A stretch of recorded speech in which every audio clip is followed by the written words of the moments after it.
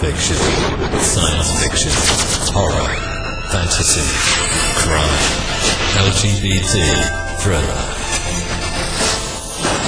You have now entered the House of Mystery. Welcome back into the House of Mystery. I'm Al Warren. Got Mr. Michael Hawley here. That is correct, Al. Yeah, this is for your last. This is the last show we'll be doing together this year. So listen, what's going on with you in holidays and stuff? What do you do? New Year's resolutions? Is that what you're working toward? Yeah, my last year's New Year's resolution was either going to be lose the weight to fit in my pants, or just buy bigger pants. And so I bought bigger pants. So now this one I'm going to think about doing the same thing. So you're getting new pants every New Year's? Oh yeah, my wife would kill me that. I couldn't do that. Yeah, I'm not going to tell her. I'll send her a tape of this. Uh-oh. That's that, and then you can deal with it. She'll make you work. I'll tell you. That's right. Somebody's going to do it. You're hooked on food. So speaking of hooked, we're going to be talking about a new thriller, and it's called Hooked. And it's Katrina and Goode, Book 1. And we've got the author, Caitlin Rother. So thank you for being here, Caitlin. Thanks for having me back. It's always a pleasure. I have to say, so now you've always been the true crime, nonfiction sort of genre as far as we've interviewed you and seen you, stuff like this. So now you've gotten into the fictions. I always wonder, because I've primarily been in nonfiction or history and true crime myself. And I always wonder, because if you get into fiction, was there a particular reason you jumped over to fiction? Well, here's the thing. I actually started in crime fiction when I first started wanting to be an author. When I was an investigative reporter at newspapers, this is what I was doing on the side. So at night or on Sunday afternoons, I would set aside time to work on my fiction. So I did have one novel that came out previously a long time ago called Naked Addiction. Came out originally in 2007. So I was just starting out as an author, and I tried to get Naked Addiction published for 17 years before it finally got published in 2007. So I actually started in fiction. I just wasn't that good at it. Mostly because I hadn't done all of the true crime books that gave me the knowledge and the experience to now know how detectives really think and how they do their jobs. So I was trying to do this without knowing enough originally. So this is what I wanted to do, but I didn't have the stuff yet. So this time it's another 17 years after Naked Addiction. It'll be 18, 19 years probably by the time this comes out. But, there's a long gap between getting things accepted for publication and actually coming out. So I got a 2-book deal for a new series, the Katrina and Goode series, as you mentioned. So this is the first one. It comes out in February of 2026. And then Staged is the next one in the series. And I've written 2 more. They're under submission, so hopefully the series can continue. But it's basically my second chance at my dream career. So that's kind of how I'm looking at it. Yeah. Oh, yeah. And I get that. But with fiction, you can kind of choose the ending. You can actually give justice where it doesn't always happen in true crime, right? Like a lot of times you've written stories that it's not always good endings, certainly not for everyone, and there's always problems and things that it brings up. And whereas with this, you can make sure somebody gets what they deserve, right? Well, the fun thing is that it's fun for me now, but when I was in the middle of all those true crime books, I had a really hard time making things up because I was so stuck inside the mindset of sticking to the facts and what actually happened. And so it was, I always wrote them like novels. So they, were written with, fiction storytelling techniques, but they were all true. And I didn't have that luxury or that freedom to basically decide, I'm going to give it to this person or not give it to this person. And also you want there to be surprises. So, the suspense and the pacing and all that, I've just been having so much more fun though, because I don't have to follow a preset storyline that's already happened that I'm just kind of chronicling. Do you know what I mean? So I didn't used to feel this same joy because I just wasn't good at it yet. So I've rewritten these books so many times and really studied the craft and read a bunch of novels and Michael Connelly and Harlan Coben and really studied the genre and the pacing. Because I've written both fiction, nonfiction, but I went to the fiction after nonfiction. Now I'm back to nonfiction. But my editor yelled at me a little bit because what I was doing is I wanted for my fiction novel, I wanted the readers to experience how the Whitechapel district was during the Jack the Ripper time. So I had like a page or two. I was just explaining all the stuff, how it smelled, how it felt. And so she says, no. Fiction readers, they love to experience this through characters. And so then I just switched it, having detectives talk about the same stuff, and it really kind of worked. Mm-hmm. But it seems like still that would be tough to do in your nonfictions, to have characters do that. So that would still be something different in a way. I would always try to do that with my nonfiction, but you have to be able to interview somebody in order to be in their head. So, I had chapters where I could be in their head because I interviewed the person and I could ask them those kinds of questions. But if I were writing a book from documents and I didn't get a chance to talk to people, I had to use a more distant point of view, third person, but not intimate, So there's different ways of doing what you're saying, but you can do it better with nonfiction if you actually talk to the person, because otherwise you're just trying to assume what they're thinking and what they're feeling, and you just can't do that in nonfiction, because otherwise that's called creative nonfiction, which I did not do.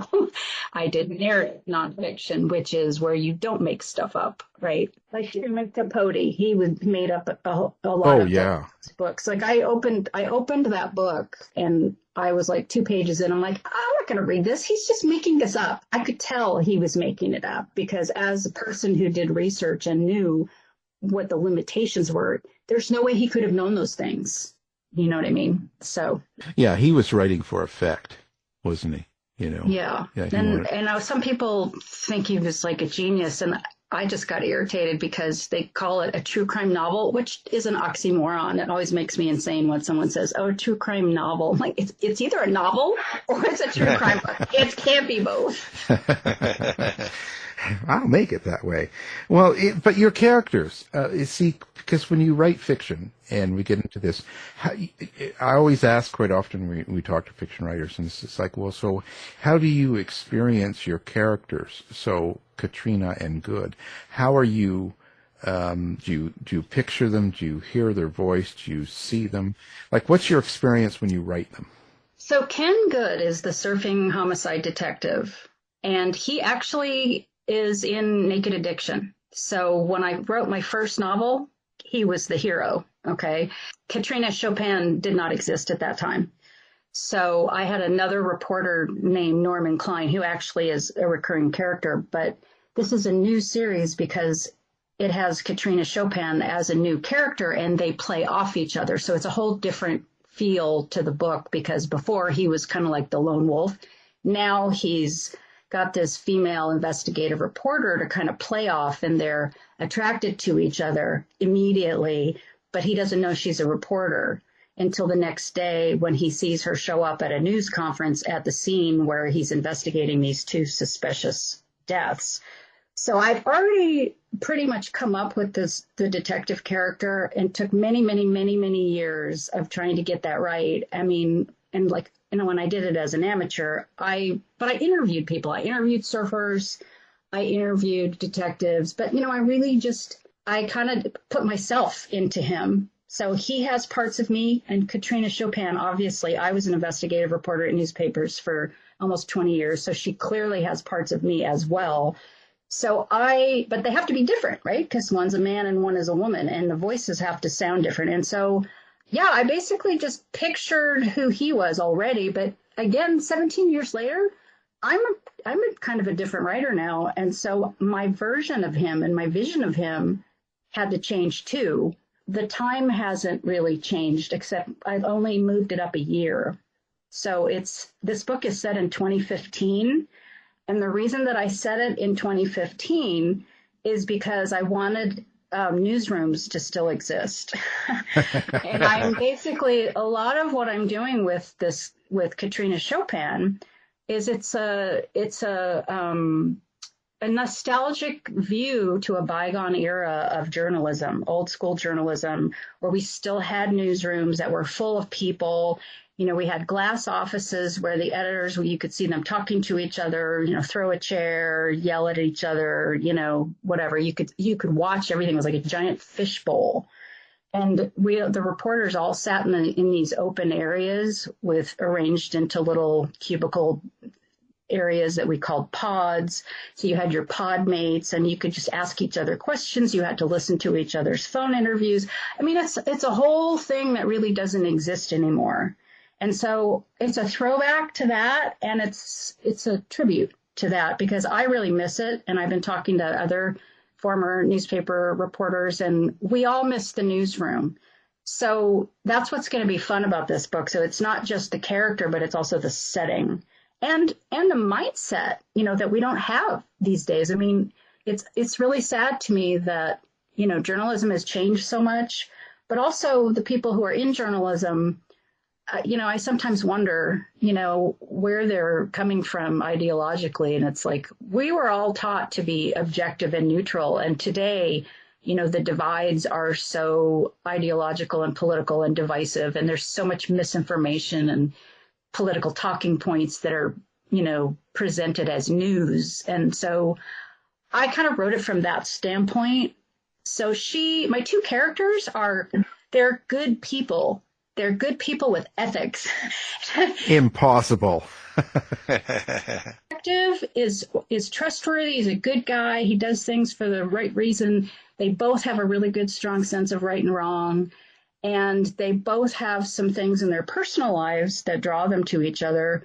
Both have lost a loved one to suicide, although in Katrina's case, she believes her fraternal twin brother was actually murdered, but it's a mystery at this point, which will be resolved in a later book. So the characters came from, you know, different places, but from me, you know, they both have my values. They both have my sense of right and wrong and the, you know, law and order, rule of law, all the stuff that we don't seem to follow these days. These characters have it, and in spades. So I'm not writing about really bad people and how fun it is to hate the bad people, although there are definitely a number of characters who are rich white men who are behaving badly, you know, but they aren't main characters.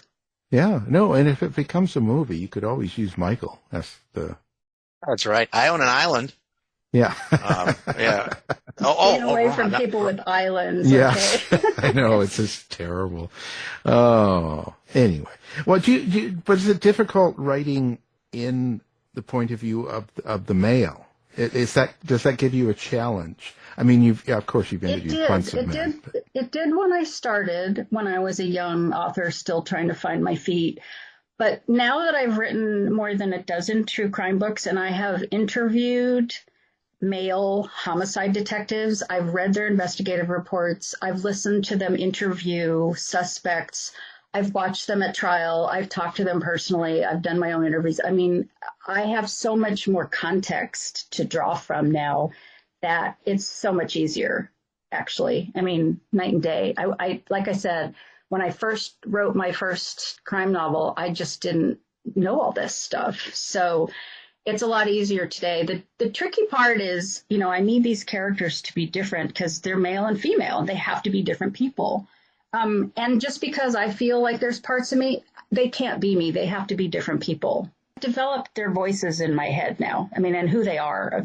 I have a strong sense of who each one of them is. And this may sound funny, but I spent quite a bit of my life feeling like I thought more like a man. But then when I tried to write Ken Goode, I realized I really wasn't a man. Yeah. I don't know exactly how they thought, but I have a better idea now. And I have beta readers who are men. I was going to ask that. Yeah, you know, I definitely say, hey, if there's anything that I do here that doesn't sound like a man or doesn't think like a man or doesn't talk like a man. And sometimes I'll have a woman tell me, oh, he wouldn't talk like this. And I'm like, yeah, he would. He's a cop. That's how they talk, you know. So Yeah. Yeah. I know enough now how they talk, and it's not just what's on TV, because sometimes there's stuff on TV that I think, was that what I'm supposed to use for that term? And I'll ask somebody who's actually in that business, and they're like, I think that's just made up. No one says that. Yeah. There's a lot of that. It's also very regional. That's the other thing with cop shows. If you watch, like, there's a lot of shows on TV. They're in Chicago, or they're in Seattle, or they're in New York, or they're in LA. They all use different terms for different things. So I also have to be mindful of that, because I've had copy editors say, for example, kitty corner and catty corner. Depending on where you are in the country, people use that same term differently. Just like yard sale, garage sale, estate sale, different regions use different terms. So my book is set in La Jolla, California, and San Diego. And so, you have to think like somebody from San Diego, too. One of the things I noticed, too, from my experience knowing a lot of cops and detectives and people in the crime world, homicide, there's a certain sense of humor, too, that they have. Oh, absolutely. Black humor.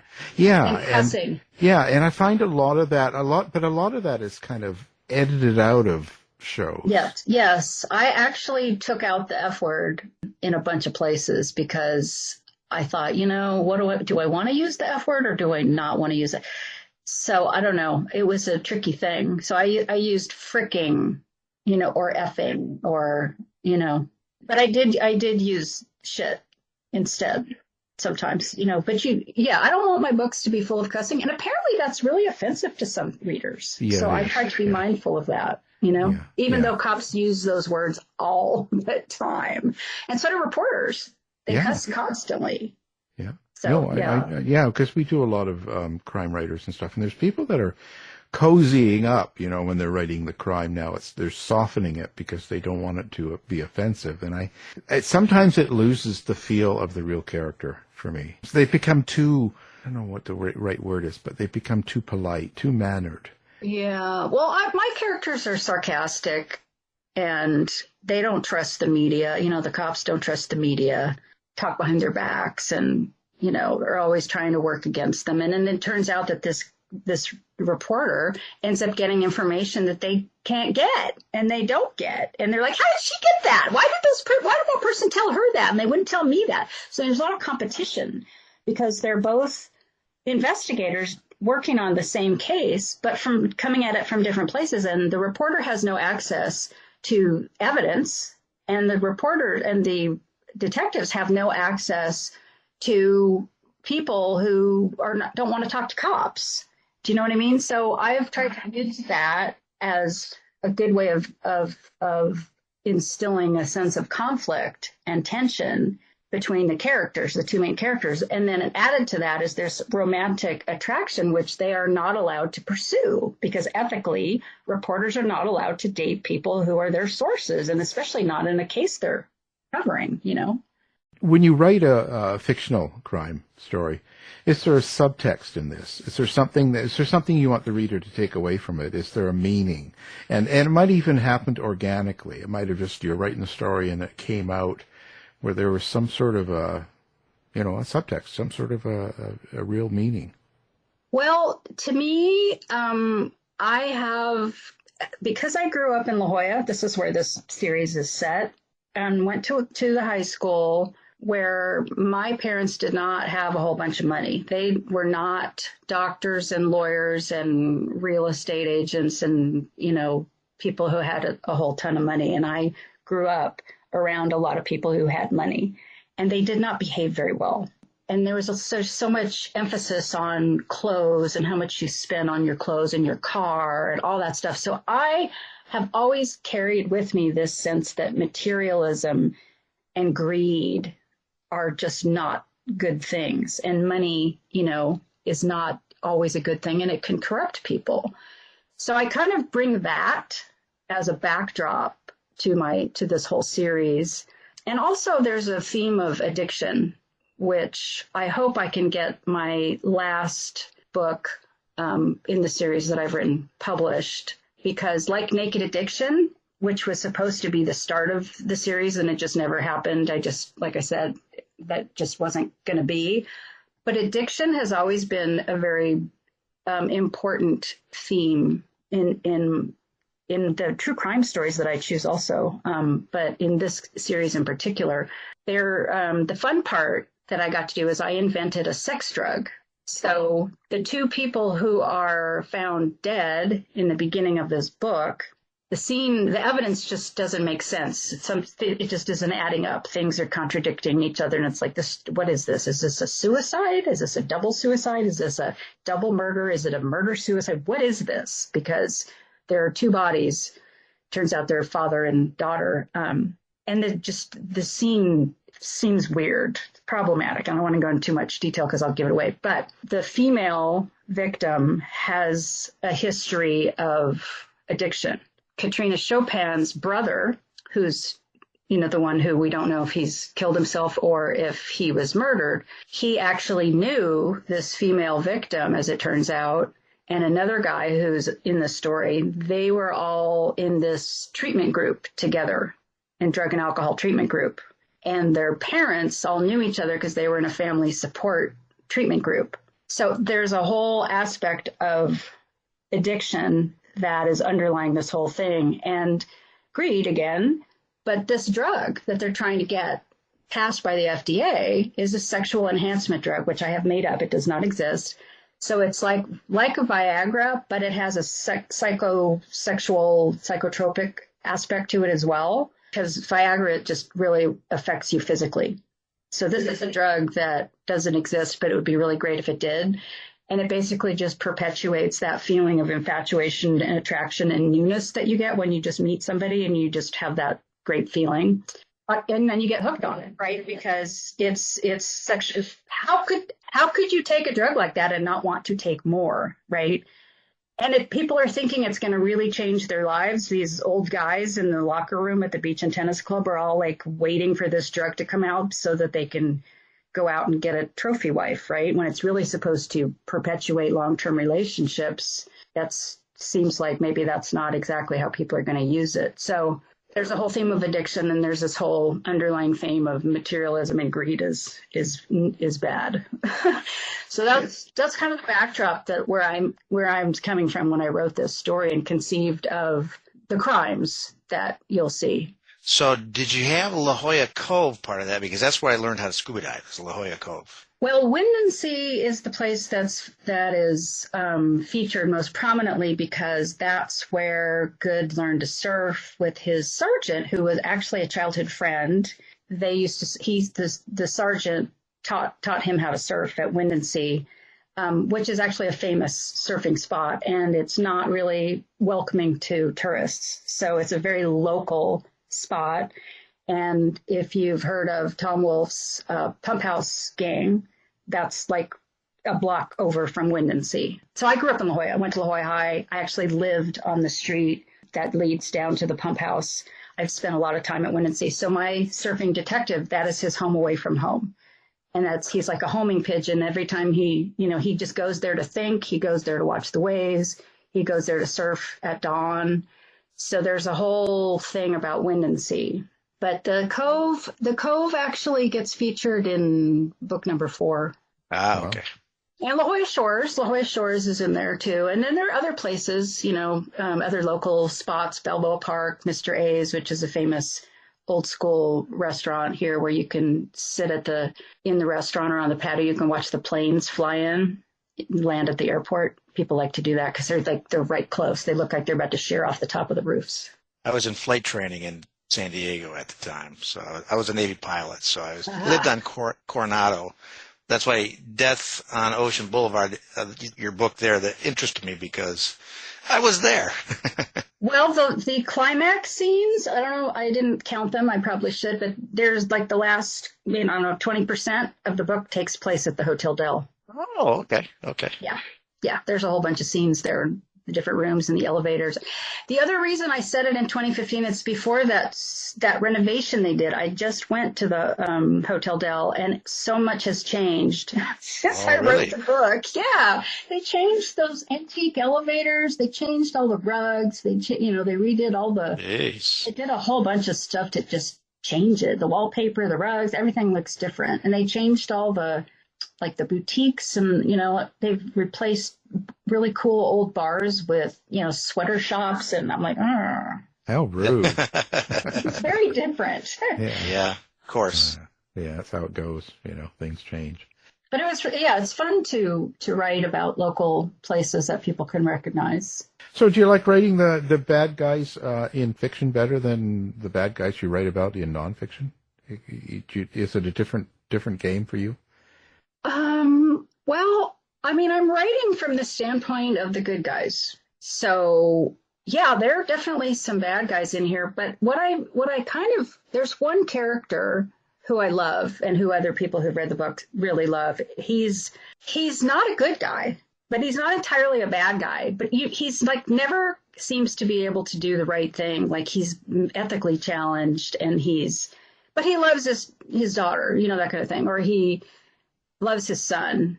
But then he turns around and like tries to manipulate situations so people will do things to protect his business. And, he's one of my favorite characters to write because he's straddling the line, going back and forth between being a good guy and a bad guy.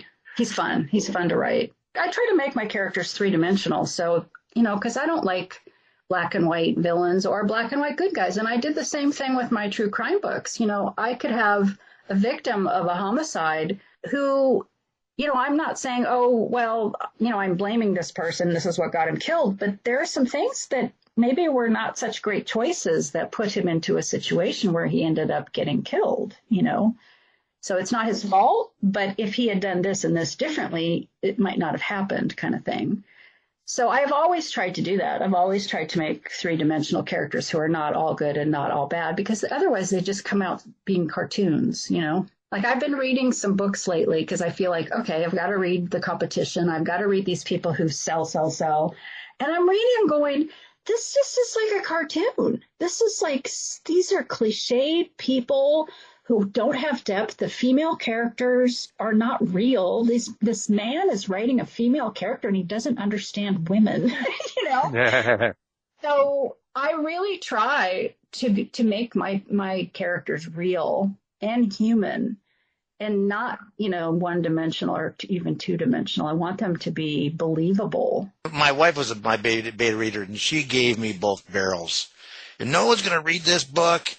And it's like, because I love CSI and forensics, and I went too far, apparently. She loves the lovey-dovey stuff, so I had to mix the two. Do a wife version. Yeah. Yes, dear version. Yes, dear version.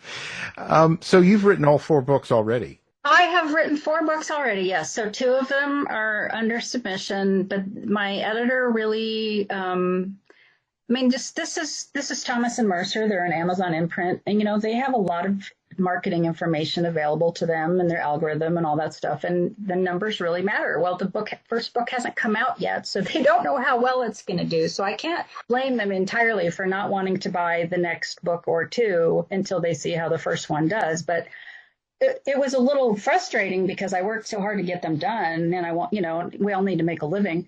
So then I'm like, well, what do I do now? Do I write, and I've also been told that they like to have series that end with 3 books. And I'm like, well, I've written a 4th book and you can end it at the 3rd book, but I really would like for it to end with this 4th book. So, if they don't want it, I'm going to have to self-publish it because you can't really find another publisher who's going to do 1 book after a series has already run with another publisher. And, Naked Addiction is with yet another publisher. It's with Wild Blue Press.